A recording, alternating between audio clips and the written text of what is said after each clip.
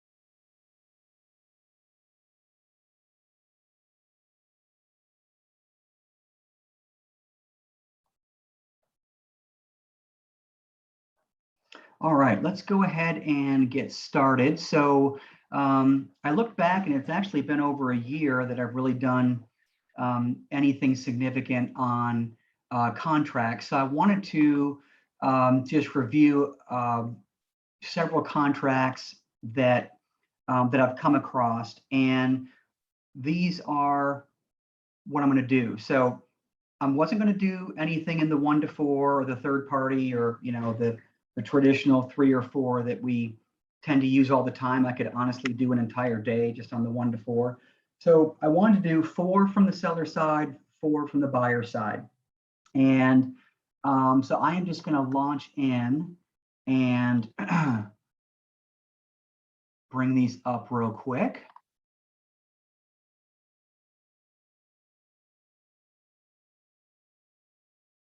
And so let me just stay in order here. So let's do the sellers first. So offer to resubmit. So I'm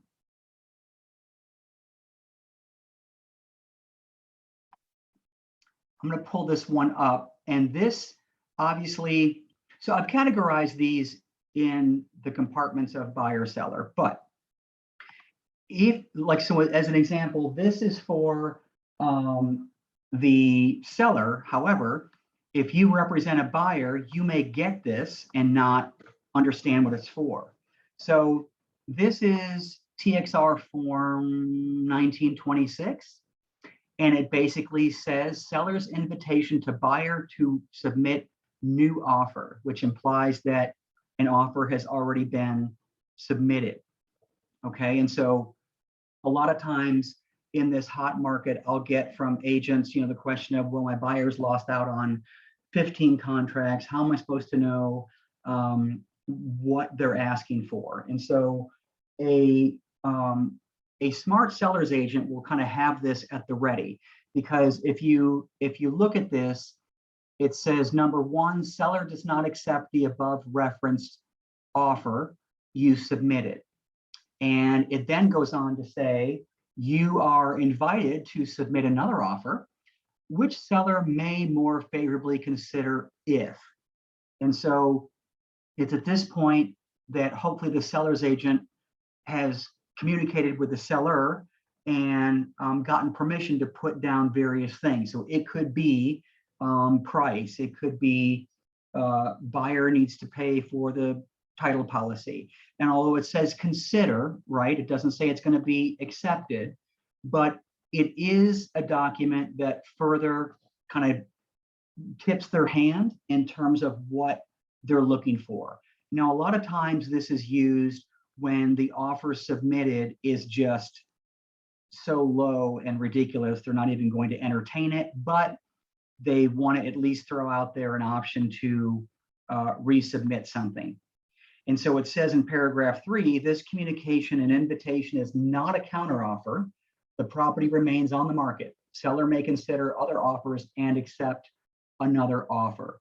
So you'll notice that it has to be signed by the seller. So that implies that they are well aware of what goes in paragraph 2 if they do decide to say not accepting anything less than X amount. So a lot of those subjects are spoken about as taboo, but they're not if you get the seller's permission. And so Txr uses that term a lot. And the only way to get their permission is to have a paper trail of it. And so, you know, the seller could tell you, so as one example, if the seller is a husband and wife, they're going through a divorce, neither of them want the buyer to know that, that has to be in writing. But let's say they are okay with a buyer knowing that, they would have to put that in writing. And so all that to say that this is that, it is the seller allowing in writing permission to ask for various things so that they can close on this deal from this hypothetical buyer. Okay. So if you get this, I've had agents that have been in the business for many, many years and have never seen this. And when they get it, they're like, what is this about? I've never seen this before. And so that's kind of the spirit of what this document does. So any questions on this one? I would add this to your templates, by the way. Okay, let's do info about on-site sewer facility.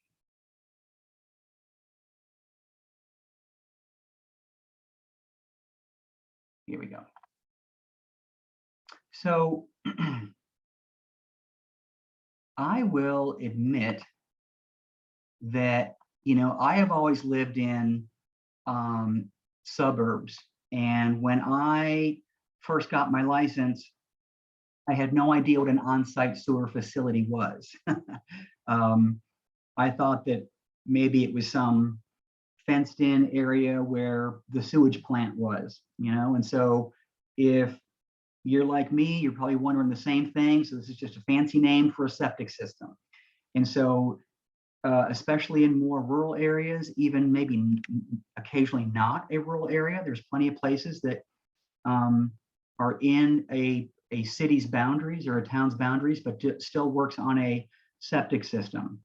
And so septic systems are the replacement of the city's sewer system, right? So this is where all of your waste, sewage, you know, any kind of water waste, whether it be from the toilet or not, goes into.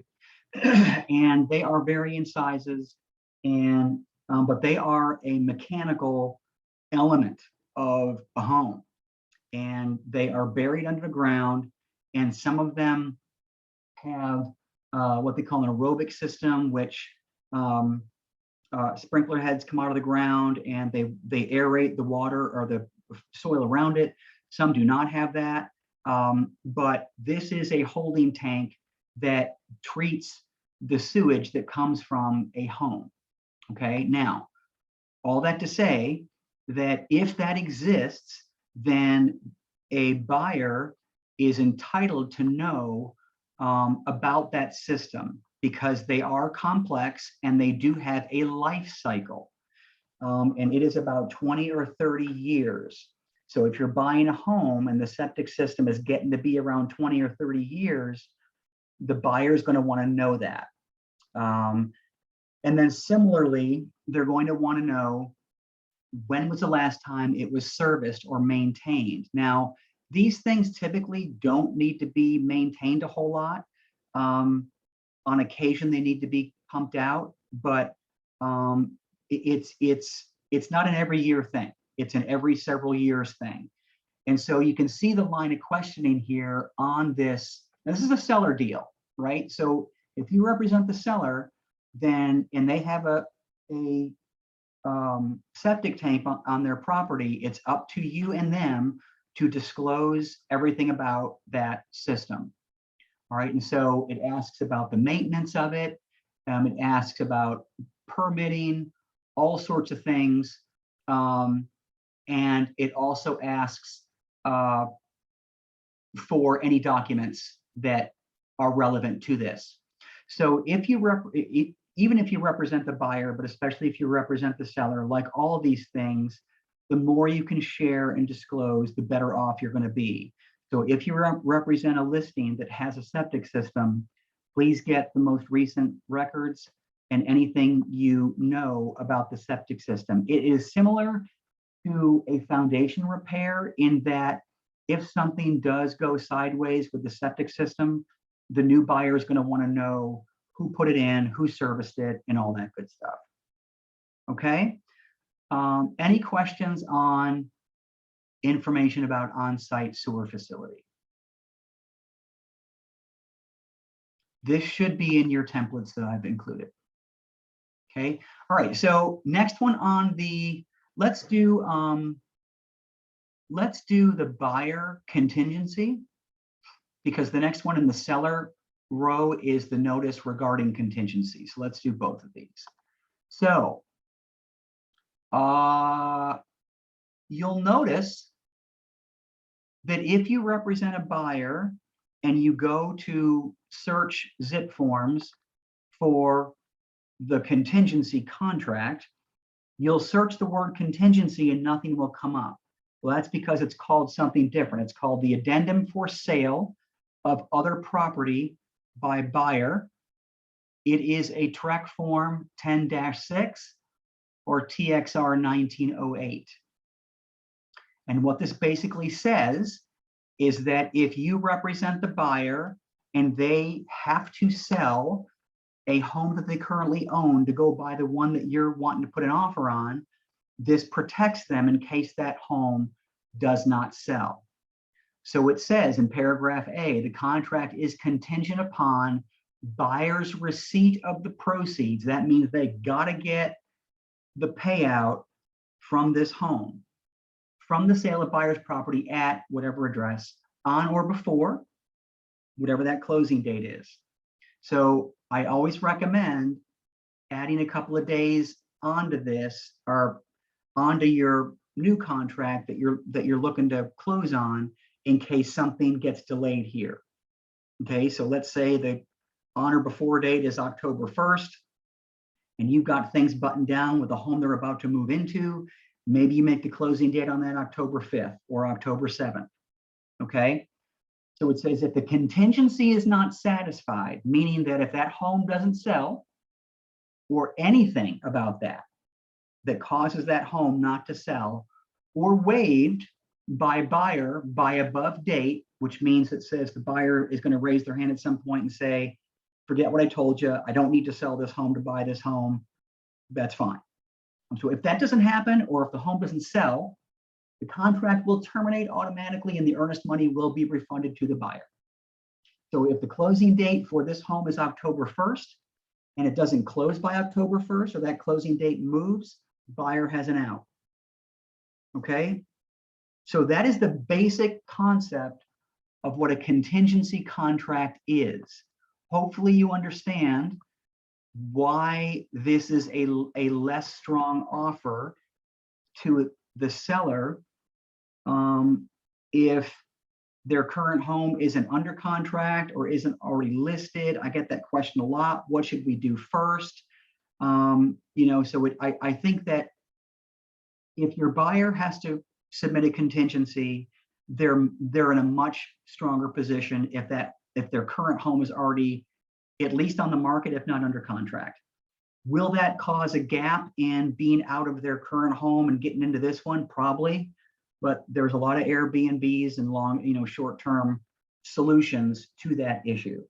So you're not going to be able to time it exactly correct a lot of times. But let's move on to paragraph B, because this protects the seller. So if you represent the buyer and you're submitting this, just be mindful that paragraph B is all about the seller. If seller accepts a written offer to sell the property, in other words, to somebody else other than your buyer, seller shall notify buyer, 1, of such acceptance, and 2, that the seller requires the buyer to waive the contingency, which means they need to say, me selling my previous home does not matter. I'm waiving that issue in this transaction. So then it goes on to say, buyer must waive the contingency on or before however many days after the seller's notice to the buyer. We're gonna review the notice in a second, but that means that, and typically they'll give you 1 day. So you got 24 hours to decide whether or not you can move forward with this home. And if you can't, if the buyer absolutely has to sell the prior home, then per paragraph A, they can get out, okay? And it says, otherwise the contract will terminate automatically and the earnest money will be refunded to the buyer. Okay, then it goes on to say in paragraph C, buyer may waive the contingency only by notifying the seller of the waiver and depositing more money into the escrow account as additional earnest money. So think about this. When this transaction started in this hypothetical, the buyer said, I got to sell my other property in order to pay for this one. All of a sudden, because they got another offer, the seller, they're saying, forget what I just said, I'll move forward anyway. Well, that's interesting.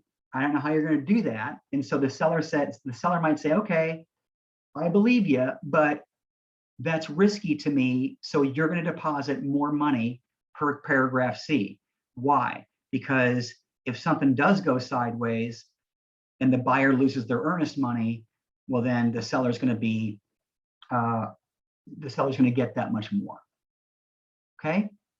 So then paragraph D, if buyer waives the contingency and fails to close and funds solely due to buyer's non-receipt of proceeds from the buyer's sale of the property described in paragraph A, buyer will be in default, which is kind of what we've been saying. If such default occurs, seller may exercise the remedies specified in paragraph 15 of the contract, which pretty much says, I can sue you as the seller. Okay, so who here is familiar with the term active option contingency and active option kickout? And who does not know what kickout means? Well, the kickout clause is paragraph B. So mind you, if you represent the buyer, you're delivering this document.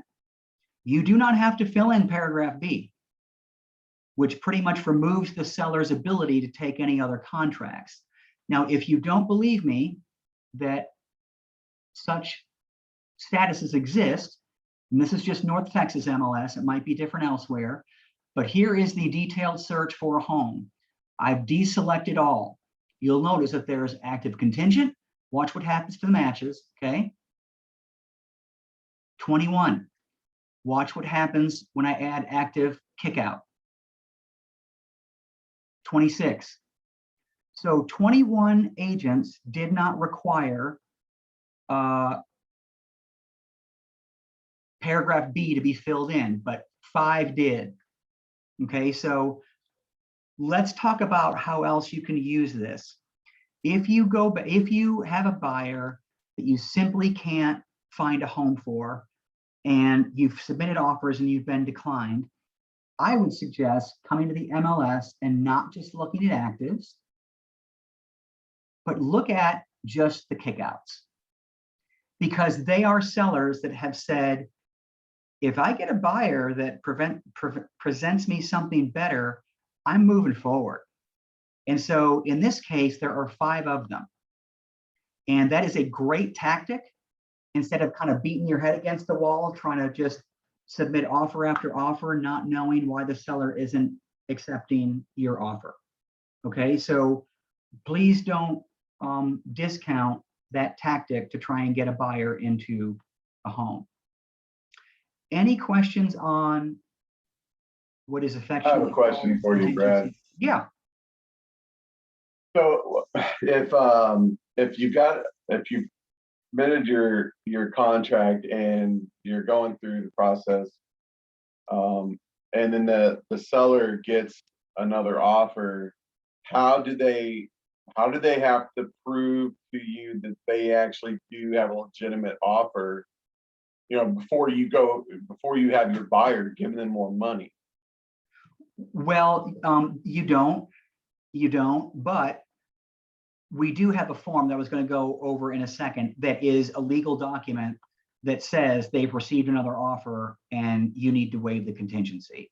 But is there a mechanism to hold their feet to the fire and prove it? No. Okay, so I asked that because it seems like in theory an agent would be like, they could just go back sometime down the road and be like, hey, we got another offer. If you really want this house, you're gonna have to pay the extra 2,500 earnest money, and they're not even being offered there in the first place. Yeah, I hear where you're going. I mean, theoretically, this is only applicable to people that have a contingency too. So I can understand why a lot of sellers would want to do this without the contingency, because they just want to get the best offer. But this is only impacting a small amount of buyers. I mean, the entire MLS only turned up 26. So Right.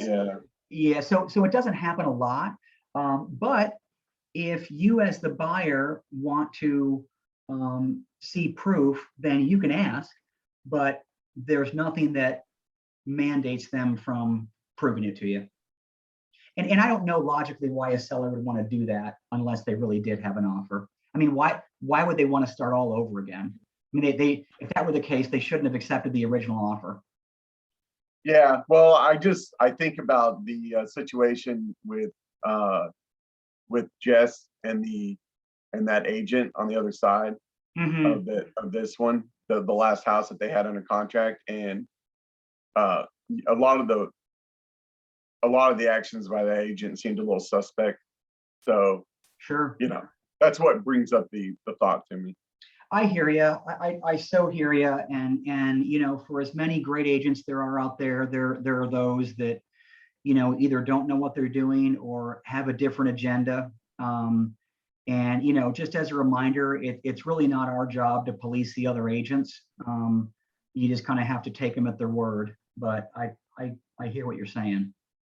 Yeah, well, I'm not really interested. I agree. I'm not interested in policing them. I'm just interested in making sure my client is fully represented. Yep.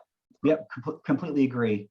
So that's actually a good segue in the contingency removal, which would come from the seller.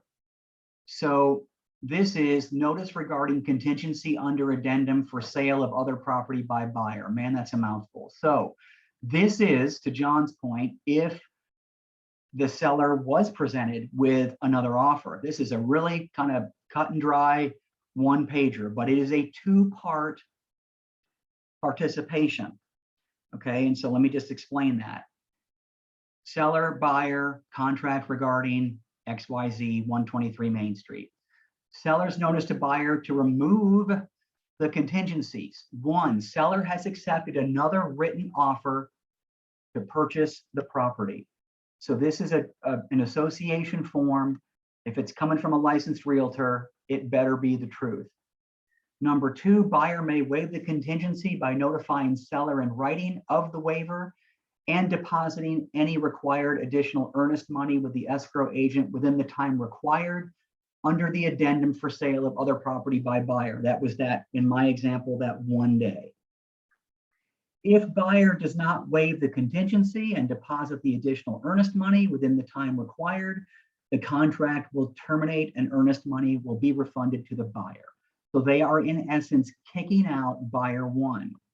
Now, the second part of this is, so this is signed by the seller, right? So seller one, seller two, if there were two. The buyer has to say,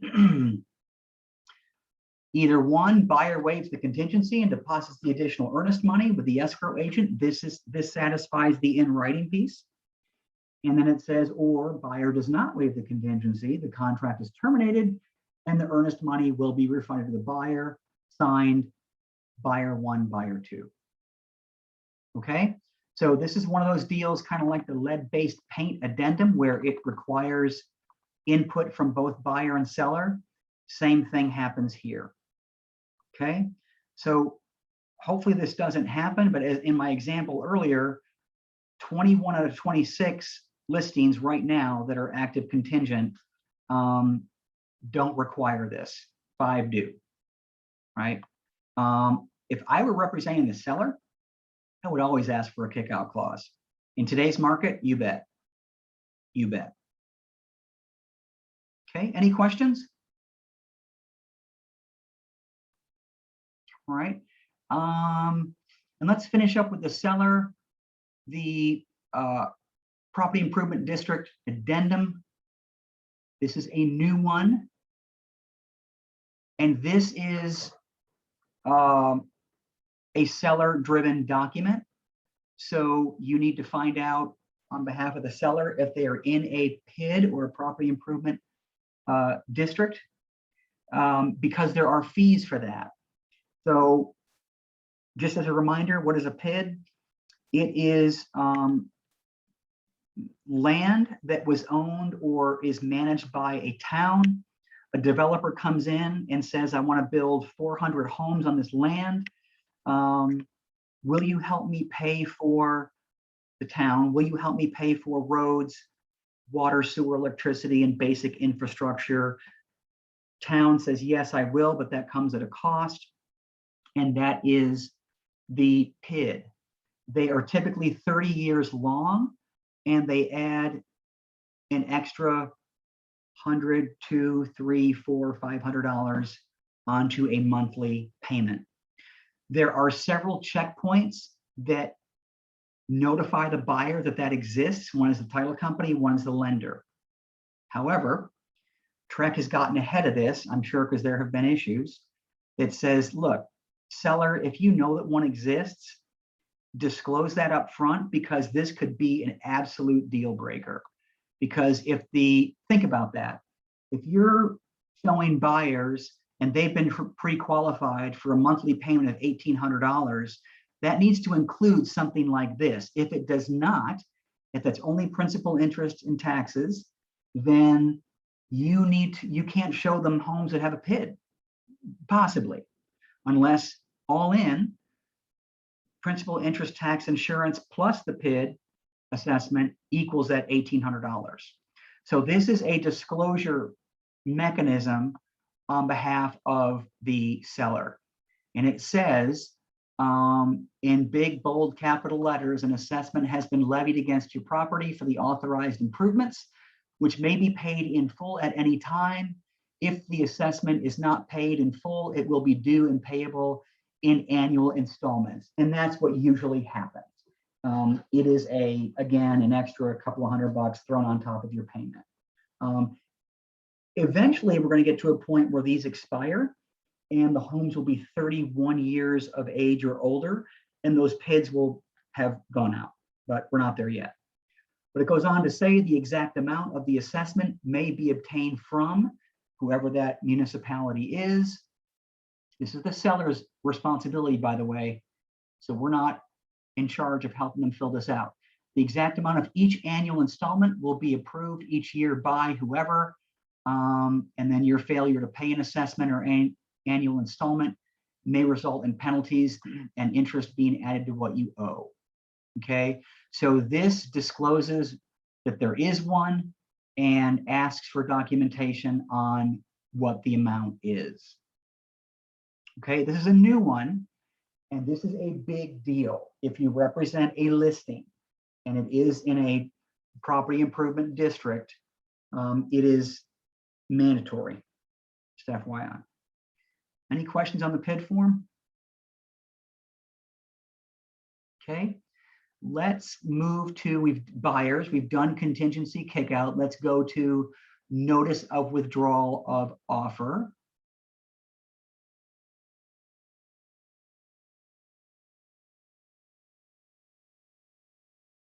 And this would be the buyer. And it says to whoever, either it's the buyer or the seller. Actually, the seller could do this. From whoever it is that's delivering this.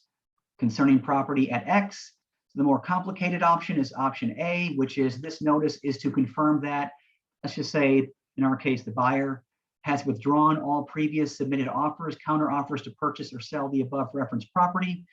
The withdrawal was communicated orally by whoever agent, I'm assuming, given notice to the seller on whatever date at whatever time. The abbreviated version is option B, which is simply the buyer withdraws all previous submitted offers, counter offers to purchase or sell the above referenced property. What is missing here? The implied notion that they're not already under contract. So you're not withdrawing the contract, that's binding. Okay, this is the withdrawal of any offers. So this implies that because let's face it, the buyer initiates the offer. If that seller signs it, it's game over. You're under contract. So this is going to happen in the first, initial hours or day of submitting an offer. Why would this ever happen? Buyer may change their mind.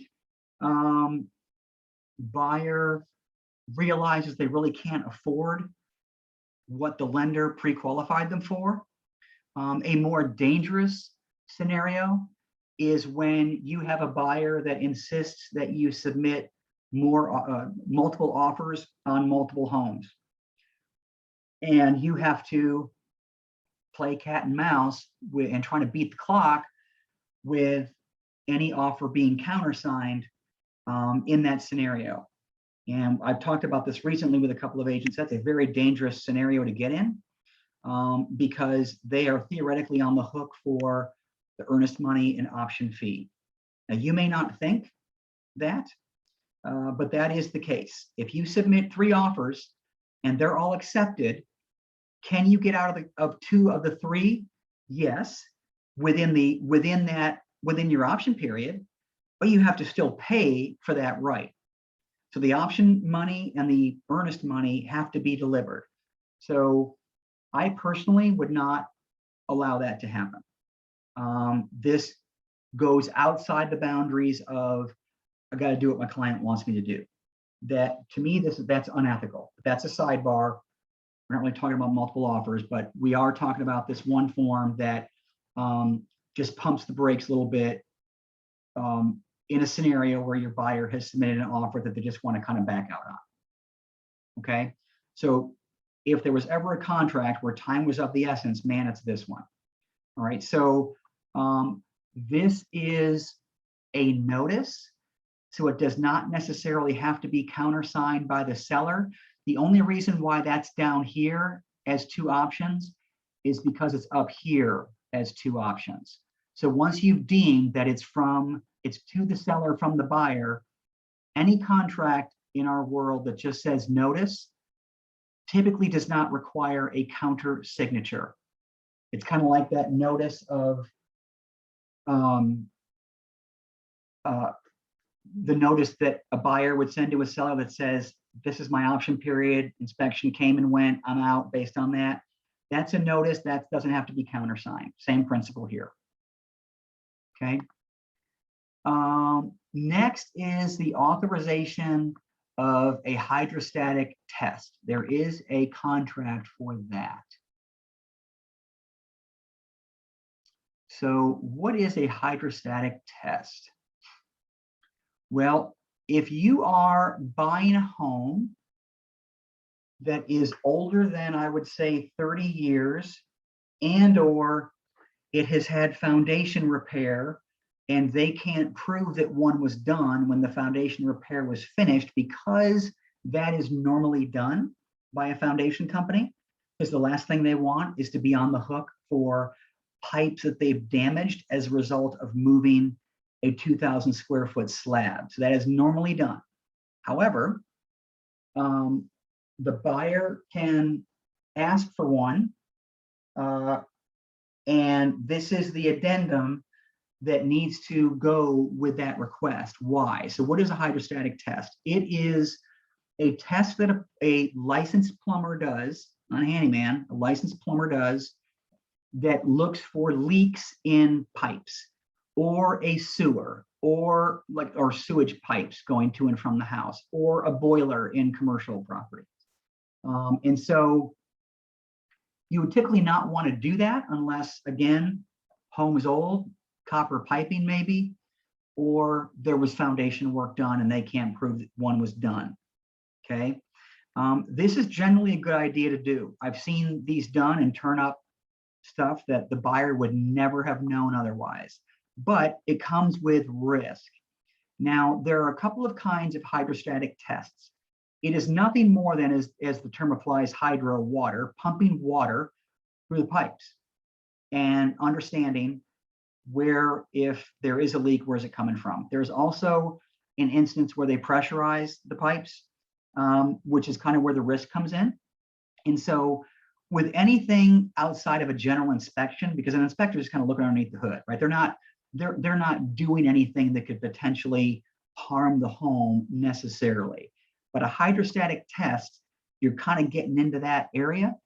And so you want to have documentation that outlines who's responsible if something goes wrong.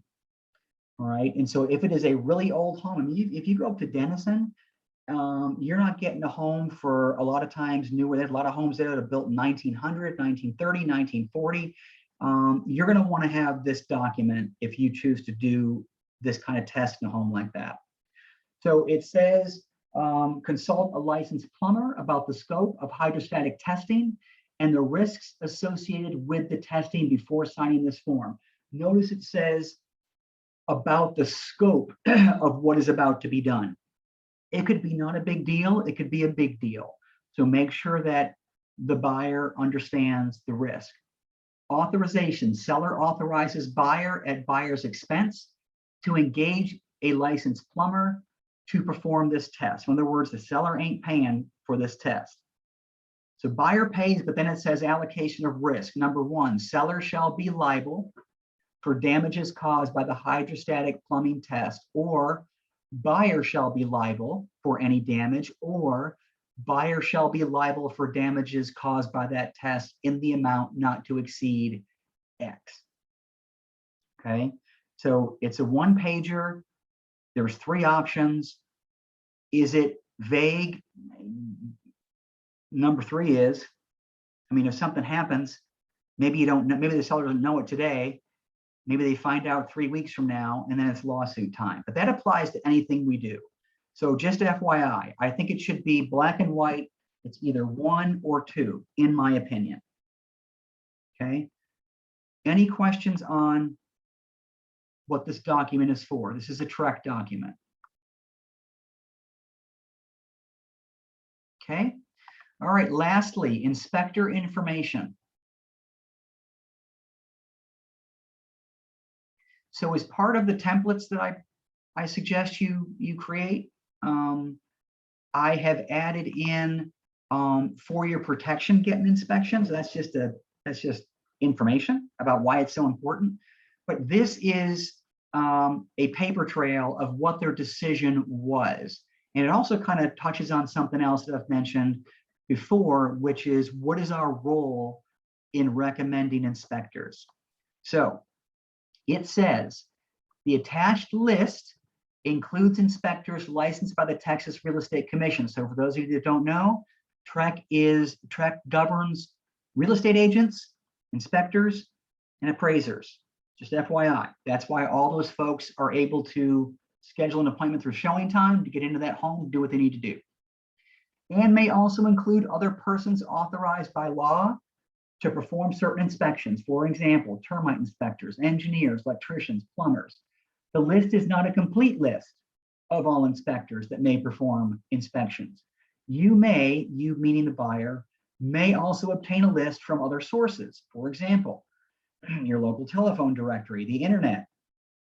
The firm, meaning us, strongly recommends that you hire inspectors to help you evaluate the condition of the property. Inspections are of conditions which are present and this is in italics, visible at the time of inspections. Property conditions change with time and use. Inspectors are not likely to point out small problems or defects that are not reasonably observable at the time of inspection. Inspectors will not move furniture, appliances, permanent coverings, or other obstructions. Neither inspectors nor real estate licensees can guarantee future performance of any item. This firm, meaning us, does not recommend any particular inspector and does not warrant the quality of any inspector's inspection. It is recommended that you accompany the inspectors during the inspection. You should address any questions about an inspection directly to your inspector. Real estate licensees are not inspectors by virtue of their real estate licenses. It may be necessary to make certain arrangements for the inspectors, such as providing access and turning on utilities. And so then it gives you an option. Receipt of this notice is acknowledged, and either they choose to hire an inspector or they choose not to hire an inspector. So if they choose to hire one, this can be overkill, but it's really important when they choose not to hire an inspector. So lately, in the past 6 or 8 months, in order to win a deal, if you're a buyer, some buyers will forfeit an inspection or forfeit the option period, or both. And so if they do that, then that is really, really risky. And we need to have documentation of that. Okay, so it's always in our, here's my rule of thumb. If there's a document or a contract that exists in zip forms for a particular situation, I would use it. I would use it. Because to some, this might seem like overkill, and it is until it isn't. You know, until it becomes a big deal, it's just one more piece of paper to sign. But man, if something ever came up and they didn't do an inspection, and you know it wasn't documented, that it was their option not to do one, and then they can't come back and say, well, my realtor didn't tell me I needed to do an inspection. You know, this clearly outlines what the role of an inspection is and documents their option to either get one or not get one. Okay. So yeah, so that's it on that. Any questions on that document or any of the others that we covered?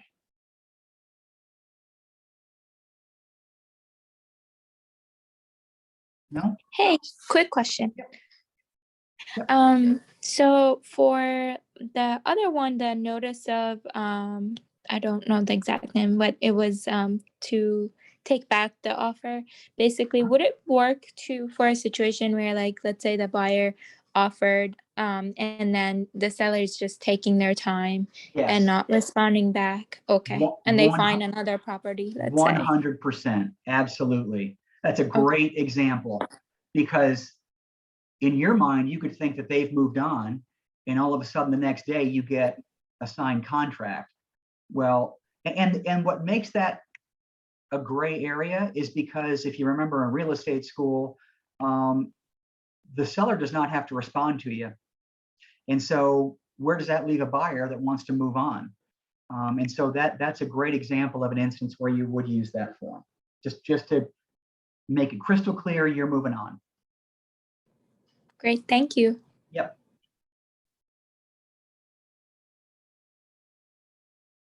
All right, anything else? Any other questions?